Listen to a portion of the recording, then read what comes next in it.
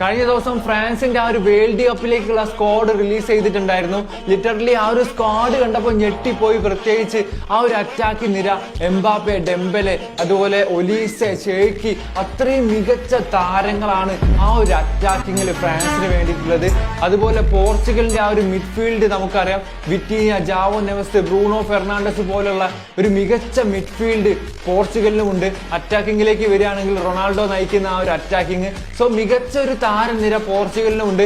പക്ഷേ അർജന്റീനയ്ക്കാണെങ്കിൽ അങ്ങനെ വലിയൊരു കോമ്പിനേഷനോ, വലിയൊരു അറ്റാക്കിംഗ് നിരയോ, വലിയൊരു മിഡ്ഫീൽഡ് നിരയോ, വലിയൊരു ഡിഫൻസ് ലൈനോ ഒന്നും അവകാശപ്പെടാനില്ല. പക്ഷെ അവിടെ ഒരു ടീം വർക്ക്, ഒരു ടീം എന്ന നിലയിൽ അർജന്റീന കുറച്ചുകൂടി മുൻപന്തിയിൽ നിൽക്കുന്നു. ആ ഒരു വേൾഡ് കപ്പ് നേടാനല്ല, നിലനിർത്താനാണ് പോകുന്നതെന്ന് ആ ഒരു സ്റ്റേറ്റ്മെന്റ് പറഞ്ഞ ആ ഒരു കോച്ച്, ആ ഒരു കോൺഫിഡൻസ്, ടീം സ്പിരിറ്റും ആ ഒരു മെന്റാലിറ്റി വെച്ച് നോക്കുമ്പോൾ അർജന്റീന ഒരു ഒന്നൊന്നര ടീം തന്നെയാണ്. ഈ ഒരു വേൾഡ് കപ്പിൽ മികച്ച പെർഫോമൻസ് മെസ്സിയുടെയും അർജന്റീനയുടെയും ഭാഗത്ത് നിന്ന് ഓരോ അർജന്റീന ഫാനും പ്രതീക്ഷിക്കാം.